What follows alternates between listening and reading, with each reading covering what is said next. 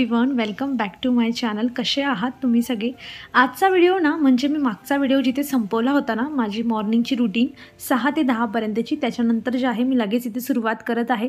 तर पहा, मागच्या रविवारी ना आम्ही जिथे प्रति बालाजीला गेलो होतो ना, तर रस्त्यातून जाताना ना बरेच असे जे शेतकरी होते ना, तर त्यांच्याकडे असा जो प्रॉपर मस्त असा इंद्रायणी राईस असतो ना, तर त्यांचे बरेच असे छोटे छोटे स्टॉल होते. तर म्हटलं चला इंद्रायणी राईस घेऊयात, आणि इतका मस्त त्याचा स्मेल येत होता आणि खूपच छान आहे. तर मी आज त्यालाच जे आहे व्यवस्थित वगैरे भरून घेते. तर तुम्हीही कधी जर म्हणजे तिकडच्या साईडला तुम्ही गेलात ना प्रति बालाजीकडे, तर रस्त्यात त्यांचे भरपूर शॉप आहेत, तर तुम्ही तिथून नक्की घ्या. एक जो होता ना तो 60 रुपये केजीने मला मिळालेला, जो मी आता ओपन केला तो मी 1 केजी घेतला होता. आणि जो दुसरा आहे तो मी 4 किलो घेतला, तर तो 65 रुपये किलो होता. आणि म्हटलं दोघंही थोडे थोडे ट्राय करूयात. आणि जे म्हणजे ते लोक जे असतात ना, शेतकरी लोक, जर त्यांनी घरी तो राईस त्यांनी प्रिपेअर केलेला असला ना, म्हणजे निवडून वगैरे सगळं ठेवलेलं असतं, विदाऊट पॉलिश असतो ना, तो थोडा ते 5 रुपयांनी महाग देतात. आणि पॉलिशवाला जो असतो ना, तो 5 रुपयांनी स्वस्त असतो. आम्ही एकाच दुकानावर थांबून घेतलं होतं, त्यामुळे माहीत नाही की दुसऱ्या स्टॉलवर वगैरे जाऊन याची कमी जास्त प्राईस झाली असती का. पण खरंच खूप छान आहे. त्याचा स्मेलच एवढा मस्त येतो ना, की खिचडी बनवण्यापर्यंत किंवा राईस बनवण्यापर्यंत अजिबात म्हणजे थांबून सांगण्याची गरज नाही आहे. जर तुम्ही गेलाच तर नक्की तिथून हा राईस घ्या तुम्हीही. आणि पहा, मागच्या व्हिडिओत मी तुमच्यासोबत शेअर केलं होतं की खूप कपडे होते आणि त्यांना मी जे आहे वॉश करणार होती. तर आजच्या व्हिडिओमध्ये ना मी तुम्हाला सांगणार आहे काय होतं की आपल्या घरामध्ये ह्या दिवसात ना खूप जास्त ना असा स्मेल असतो किंवा कपडे सुकत नाही, त्यामुळे त्यांच्यामध्ये स्मेल असतो. तर मग काय, आता बऱ्याच वेळा आपण जे कपड्यांचे कंडिशनर असतात ना, तर ते आपण घेत असतो फॅब्रिक कंडिशनर. पण त्यांचं काय असतं ना, त्यांचा प्रॉब्लेम काय असतो की तुम्हाला त्यांना म्हणजे कपडे तुम्ही भिजवत घातले ना 10-15 मिनटं त्यामध्ये, तर त्याला ना म्हणजे निपळून नाही टाकायचं असतं, म्हणजे स्क्वीज नाही करायचं, त्यातलं पाणी नाही काढायचं. तेव्हा त्याचा जो स्मेल असतो ना तो जास्त काळ टिकतो. आता पावसाळ्यात असं केलं तर कपडे तर 2-4 दिवस मग सुकणारच नाही. तर आता इथे या सिच्युएशनला काय करायचं, कपडे धुतल्यानंतर ना अर्धा पाऊण तास ना तुम्ही त्याच पाण्यामध्ये त्या कपड्यांना ना छान भिजवून ना पडू द्या. आणि त्यानंतर मग त्यांना सुकवायला टाका. आणि याच्या पुढचं काय कसं करायचं ना मी तुम्हाला सांगते, म्हणजे तुमच्या कपड्यांचा जो स्मेल आहे ना तो अजिबातच येणार नाही. तर पहा, मी इथे आता कपडे छान भिजवत घातलेले आहेत. आणि त्यानंतर जसं मी तुम्हाला सांगितलं की अर्धा पाऊण तास त्यांना छान भिजू द्यायचं आहे. तर आता तेवढ्या वेळात काय काम करायचं, सकाळी माझं सगळं काम झालं होतं. या आधीचं सगळं काम मी तुम्हाला माझ्या मागच्या व्हिडिओमध्ये शेअर केलेलंच आहे. टिफिन पियाचा वगैरे सगळा झाला होता. भाजी गवारची मी बनवलेली होती सकाळीच, त्यामुळे आत्ता फक्त मला चपात्या करायच्या आहे. किचन पूर्ण क्लीन आहे, म्हणजे पूर्ण दिवस माझ्याकडे मोकळा आहे स्वतःसाठी जगण्यासाठी, काहीतरी एक्स्ट्रा करण्यासाठी. काय काय एक्स्ट्रा करायचं आहे, व्हिडिओच्या शेवटपर्यंत हा व्हिडिओ नक्की बघा, म्हणजे तुम्हाला समजेल की तुम्ही तुमचा छंद किंवा स्वतःसाठी वेळ कसा काढू शकतात आणि सकाळीच कसे कामं आवरायचे. यासाठी याचा आदला व्हिडिओ नक्की बघा. मी व्हिडिओच्या एंडमध्ये तुम्हाला जो आहे तो व्हिडिओ तुम्हाला मिळेल, तुम्ही तिथून जाऊन बघू शकतात. तर चला, इथे मी माझ्या चपात्या ज्या आहेत आधी बनवून घेते.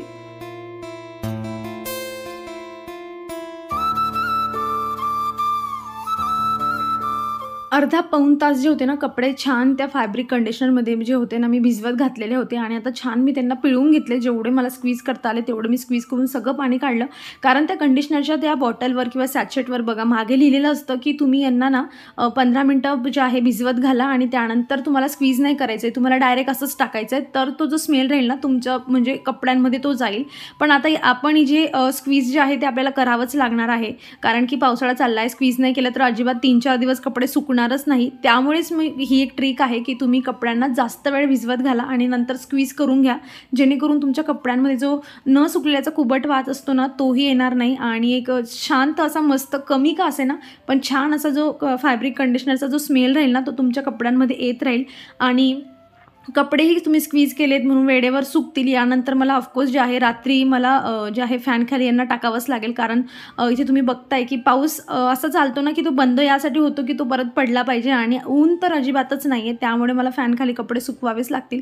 सो एक छोटीशी ट्रिक आहे बघा, तुम्ही ट्राय करून बघा की थोडा जास्त वेळ जे आहे ना फॅब्रिक कंडिशनरमध्ये तुम्ही जे आहे कपडे भिजवून ठेवायचे आणि मग त्यांना तुम्ही नॉर्मली स्क्वीज करून जे आहे सुकवू शकतात. आणि त्यानंतर तुमच्या कपड्यांचं म्हणजे 2 दिवस जरी नाही सुकलेत ना तरी त्यामधून कुबट वास जो असतो ना तो अजिबात येत नाही कपड्यांमधून.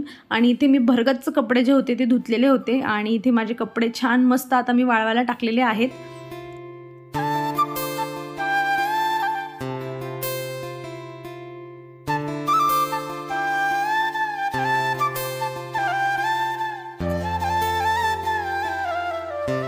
चला आता तुमच्यासोबत एक मस्त टिप जी आहे शेअर करते आणि मी ही ट्राय केली, मला आवडली म्हणून मी तुम्हाला जे आहे अगदी 2 मिनिटात शेअर करते तुमच्यासोबत. तर काय होतं ना, पावसाळ्यामध्ये ना आपण खिडक्या वगैरे दरवाजे सगळं बंद असतं, कारण थंडी हवा असते किंवा पावसाचा वारा असतो, पाऊस घरात येतो म्हणून आपण सगळं बंद ठेवतो.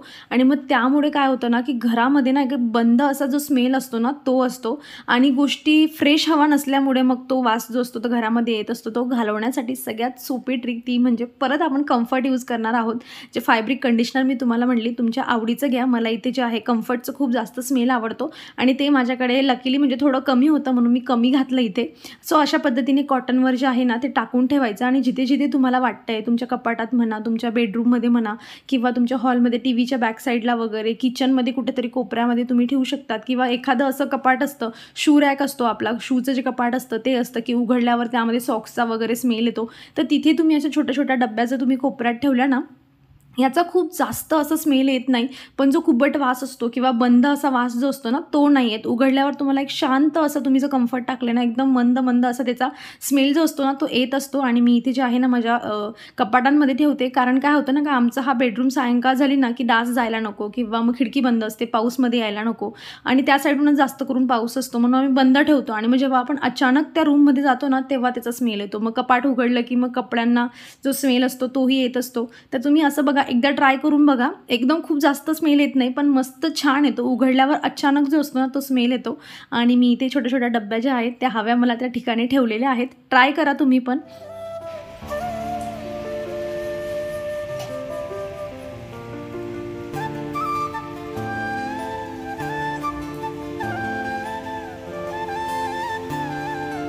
पाऊस काही थांबायचं नावच नाही घेते. जेव्हा बघावं, जेव्हा गॅलरीत यावं तेव्हा पाऊस असतो. पण लकीली काय होतं आहे ना, गॅलरीमध्ये पाऊस माझा येत नाही, त्यामुळे मी जे काही माझे कामं आहे अगदी बिनधास्तपणे गॅलरीमध्ये बसून करू शकते. आणि सकाळी जे राईस मी तुम्हाला दाखवले, म्हटलं डब्यामध्ये भरण्यात आधी जे आहे ना यांना जरा व्यवस्थित क्लीन वगैरे करून घ्यावं, जेणेकरून यूज करताना काय होतं ना मग तेव्हा क्लीन करायची गरज पडत नाही. नाहीतर मग आपण खिचडी किंवा राईस टाकायचा म्हटला तर आपण यासाठीच टाकतो की आपण त्या दिवशी स्वयंपाकाला वैतागलेलो असतो आणि मग त्या दिवशी ताटात घेऊन याला निवडण्यात काही अर्थ नाही. गाळणी शोधा, ताट आणा, निवडा, त्यापेक्षा आधीच सगळं करून ठेवायचं, जेणेकरून जे आपण शॉर्टकट गोष्टीसाठी जी गोष्ट आपण करायला निघालेलो आहोत ती गोष्ट खरंच आपल्यासाठी शॉर्टकट झाली पाहिजे म्हणून आधीच प्रिपरेशन करून ठेवायचं सगळ्या गोष्टींचं. आणि म्हणून मी ते राईस जे आहे व्यवस्थित निवडून वगैरे ठेवते आणि जे आहे डब्यात भरून ठेवते. थोडा पॅक असा डब्बा ह्या दिवसात घेतला तर बरं होतं, नाहीतर मग त्यामध्ये जे छोटे किडे असतात ते पडायला लागतात.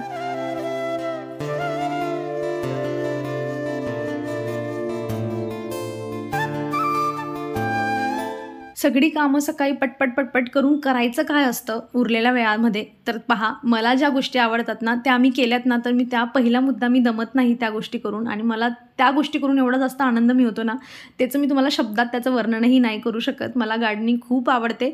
असंच नाही की तुम्ही गार्डनिंगच केली पाहिजे, तुम्ही DIY बनवू शकतात. तुम्हाला पेंटिंगची आवड असेल तर तुम्ही पेंटिंग करू शकतात. व्हॉटेवर तुम्हाला जे आवडतं ना, सिरीज आवडत असेल बघायला तर तुम्ही सिरीज बघू शकतात. तर चला मी आता इथे ना मस्त ज्या फ्लावरच्या सीड्स आहेत ना त्या लावणार आहे.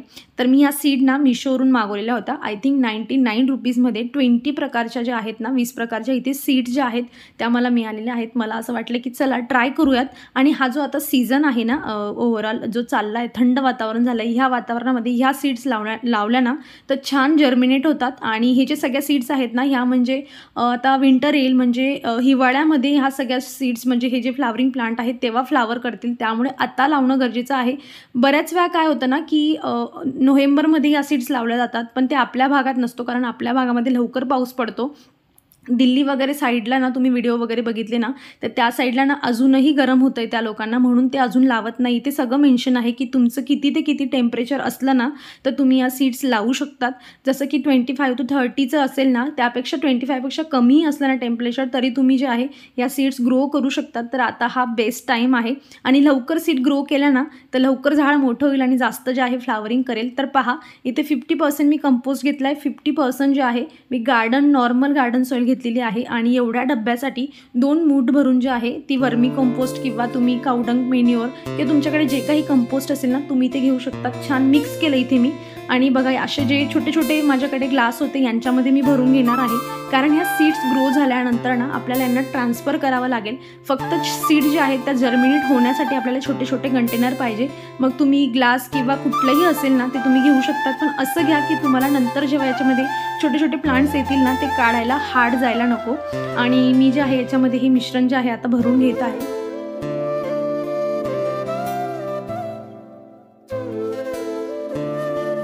तुमच्याकडे जर कोकोपीट नसेल ना तर जेव्हा तुमचे हे सीड जेव्हा म्हणजे यांचे छान प्लांट जेव्हा ग्रो करतील ना तेव्हा फक्त काढताना तुम्हाला लक्ष द्यायचं आहे की त्यांच्या रूट्स जे आहेत ते तुटायला नको, म्हणूनच कोकोपीट मिक्स करतात, जेणेकरून रूट्स जेव्हा आपण ते प्लांट बाहेर काढतो ना नवीन दुसऱ्या कुंडीमध्ये लावण्यासाठी ते एकदम इझिली निघून जातं आणि त्यामुळे कोकोपीट मिक्स करतात। आणि मी वरून एक कोकोपीटची बारीक लेअर दिली होती, का दिली पुढे सांगते।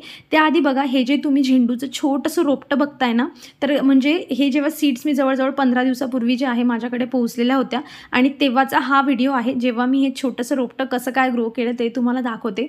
तर हे झेंडूच्या ना मी एका कुंडीमध्ये 2च बिया ज्या होत्या त्या टाकलेल्या होत्या आणि म्हटलं बघूया आधी ट्राय करून बघूया, कारण 15 दिवसापूर्वी एवढं थंड वातावरण नव्हतं, पण मला ट्राय करायचं होतं आणि जेव्हा हा व्हिडिओ बनवेल तेव्हा माझ्याकडे काहीतरी रिझल्ट पाहिजे तुम्हाला दाखवण्यासाठी, म्हणून मी हे जे ते आधीच प्रिपरेशन करून ठेवलं होतं। तर इथे एका कुंडीमध्ये मी 2च बिया टाकल्या होत्या आणि 2 मधून ना एक बी जी होती म्हणजे तिला छान तिचं रोपटं बनलं छोटंसं, आता तुम्ही बघूच शकतात। आणि म्हणजे 2 मधून एक माझं जगलं, याला मला खूप जास्त आनंद आहे, कारण की भरपूर सीड्स टाकून पण ना ग्रो होत नाही, पण चला ठीक आहे एक तरी माझी इथं ग्रो झाली आणि म्हणून मी डिसाईड केलं की आता वातावरण पण एकदम छान अनुकूल आहे तर आपण टाकूया वेगवेगळ्या प्रकारच्या 20 प्रकारच्या, जसं मी सांगितलं तुम्हाला फ्लावरिंगच्या ह्या सीड्स आहेत। आणि जी मी वर लेअर दिली ना इथे कोकोपीटची ती यासाठी दिली की व्यवस्थित मला अलगदपणे जे आहे यांच्यामधून छोटे छोटे रोपटे बनल्यानंतर काढता यायला पाहिजे। आणि मी छान अशा स्प्रेड करून देते वेगवेगळ्या ज्या आहेत त्या सगळ्या सीड्स आणि सगळ्यांना मी लेबलिंग देखील करणार आहे। साईडला तुम्ही या स्टिक्स बघतायत ना, ह्या मी सगळ्यांना लावणार आहे जेणेकरून मला लक्षात आलं पाहिजे की मी कसलं, कारण छोटे छोटे जेव्हा रोपटे असतील तेव्हा कळत नाही की हे कसलं आहे काय म्हणून। आणि हा माझ्यासाठी फर्स्ट टाईम एक्सपिरियन्स असणार आहे सीड्सने प्लांट ग्रो करण्याचा। मी आधी जे होतं म्हणजे आपण जातो नर्सरीत आणि घेऊन येतो, पण म्हटलं 100 रुपयामध्ये जर एवढे 20 प्रकारचे माझ्याकडे फ्लावर्स आले तर किती छान होईल नाही का, आणि एक नवीन एक्सपिरियन्स मिळेल आणि मला गार्डनिंग करण्यामध्ये आनंद मिळतो तो वेगळाच आहे। मी टाईम सेव्ह याच्यासाठीच करते की मला हे सगळं करण्यासाठी मला माझा छंद जोपासण्यासाठी वेळ मिळावा, म्हणूनच मी सकाळी कामं पटापट करत असते आणि ती पटापट करण्याच्या रुटीनमध्ये आता एवढं छान झाले ना की भरपूर वेळ मिळतो मला आणि तुमच्यापर्यंत मी छान छान असे व्हिडिओही पोहोचवू शकते। तर बघा इथे झिनियाचे जे सीड्स होते ना मी ते लावले होते आणि तिथे असं मी लेबलिंगही केली, किती छान वाटतं ना असं। आणि वाट बघते मी आता कधी हे रोपटे छान छान मोठे होतील। तर चला मी आता इथे पटापट ना सगळ्या ज्या सीड्स आहेत ना, म्हणजे मी काही निवडक अशा सीड्स घेतलेल्या आहेत, कारण काही ना अजून मी लावत नाही, पहिले यांना बघते 8 दिवस आणि मग त्यानंतर बाकीचे जे उरलेले आहेत त्याही लावेल।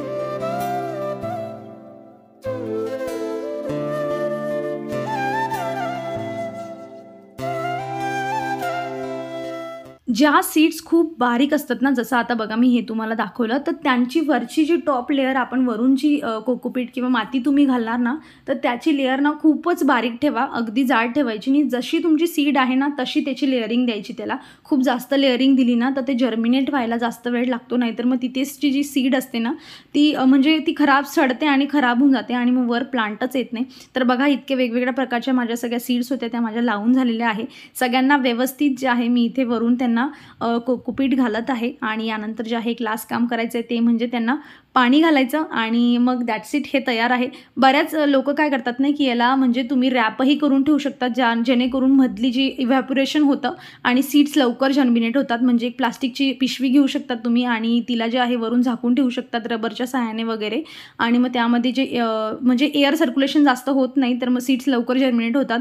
तेही तुम्ही ट्राय करू शकता, त्याच्यावर डिटेल एखादा व्हिडिओ बघा म्हणजे तुम्हाला आयडिया येईल। आणि अशा पद्धतीने माझं जे काम आहे ते झालेलं आहे। पाणी देताना एक गोष्ट नेहमी लक्षात ठेवायची, खूप भरकन पाणी द्यायचं नाही, नाहीतर मग सीड्स सगळ्या वर निघतात आणि माती खाली चालली जाते। एकदम हळूहळू पाणी द्यायचं। स्प्रे बॉटल असेल तर अतिउत्तम, माझ्याकडे आहे स्प्रे बॉटल, पण मी सगळ्यांमध्ये लेबलिंग करून ठेवली आणि त्याच्यावर पाणी गेलं ना तर ते सगळं नाव पुसलं जाईल, म्हणून मी हळूहळू जे आहे ते ग्लासने देते। आणि शेवटचं काम जे आहे ते माझं इथे झालेलं आहे।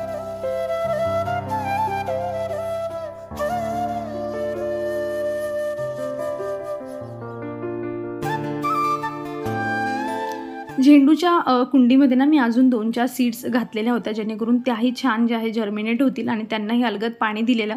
आणि इथं माझं आवडीचं काम जे आहे कंप्लीट झालेलं आहे. मागचा व्हिडिओच मी यासाठी तुमच्यासोबत शेअर केला होता, किंवा आपण पटपट कामं जे असतो ना ते यासाठी करतो की नंतरचा वेळ आपल्याला आपल्यासाठी मिळाला पाहिजे, काहीतरी एक्स्ट्राची कामं झाली पाहिजे, आवडीच्या गोष्टी झाल्या पाहिजे. आणि त्या आवडीच्या गोष्टी करण्यासाठी कसं आपण आपलं काम सकाळी सकाळी मॅनेज करू शकतो यावर माझा मागचा व्हिडिओ होता. आणि मग दिवसभरामध्ये उरलेल्या वेळामध्ये काय करायचं त्यासाठी हा व्हिडिओ होता. म्हणजे तो उरलेला वेळ तुम्ही कसा इम्प्लिमेंट करू शकतात, कसा यूज करू शकतात, स्वतःवर कसा खर्च करू शकतात आणि स्वतःला महत्त्वाचं म्हणजे आनंदी कसं ठेवू शकतात. कारण आवडीच्या गोष्टी केल्या आपण तरच जास्त आनंदी होत असतो. आणि तुम्हाला प्रश्न पडला असेल की मी इथे अचानक केस का मोकळे सोडलेत. 2 मिनिटापूर्वीच ना एक रील बनवली आणि इन्स्टावर पोस्ट केली. तुम्ही मला इन्स्टावर अजून फॉलो केलं नसेल तर नक्की फॉलो करा. काहीतरी वेगळं टाकत असते तिथे जरा, त्यामुळे तुम्हाला आवडलं असतं नक्की मला फॉलो करा. चला, मी माझं हे काम आहे, हा जो ट्रे आहे मी सगळं एका बास्केटमध्ये भरून ठेवलं, जेणेकरून सगळ्यांना एकसाथ माझं लक्ष गेलं पाहिजे. चला असो, मी जे आहे व्हिडिओ इथे संपवते. अपेक्षा करते की तुम्हाला व्हिडिओ आवडला असेल, अशी गार्डनिंगची टिपही तुम्हाला आवडलेली असेल. आणि अशी इंटरेस्टिंग व्हिडिओ बघण्यासाठी चॅनलला सबस्क्राईब करा. हा व्हिडिओ आवडला असेल तर नक्की याला लाईक करा, शेअर करा. आपण भेटूया पुढच्या अशाच इंटरेस्टिंग व्हिडिओमध्ये. तोवर तुम्ही स्वतःची काळजी घ्या. So take care friends and bye.